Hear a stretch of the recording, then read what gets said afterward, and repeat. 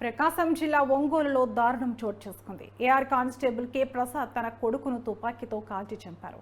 గత కొద్ది నెలలుగా ప్రసాద్ మద్యానికి బానిసయ్యాడు. 1వ తేదీ కావడంతో కుమారుడు శేషసాయి తన తండ్రిని జీతం అడిగారు. తనను జీతం అడిగాడని ఆగ్రహించిన ప్రసాద్ చేతిలో ఉన్న తుపాకీతో శేషసాయిని కాల్చి చంపాడు.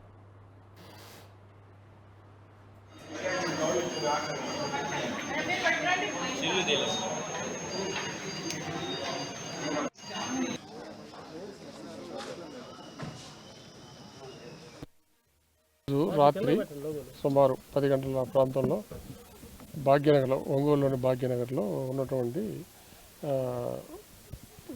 ఖాళీగా ఉన్నటువంటి గోడౌన్ల దగ్గర అక్కడ ఉన్నటువంటి డ్యూటీలో ఉన్నటువంటి కానిస్టేబుల్ అతని కొడుకుతో పాటు వచ్చి కొడుకు జీతం డబ్బులు అడిగినందుకు తన దగ్గర ఉన్నటువంటి తుపాకీతోటి అతన్ని కాల్చడం జరిగింది. అతను హాస్పిటల్ తీసుకెళ్ళడం జరిగింది. అతను చనిపోయాడు.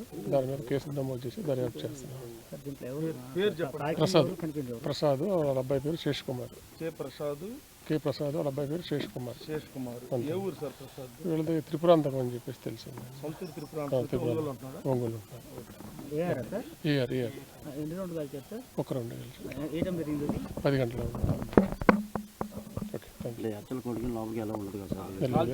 స్కూటర్ మీద వచ్చాడు. కొంచెం తండ్రిని దింపడం కోసం వెళ్ళాడు.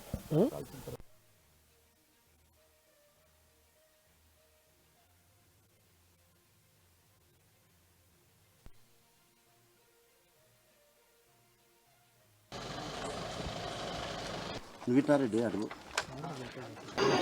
అదే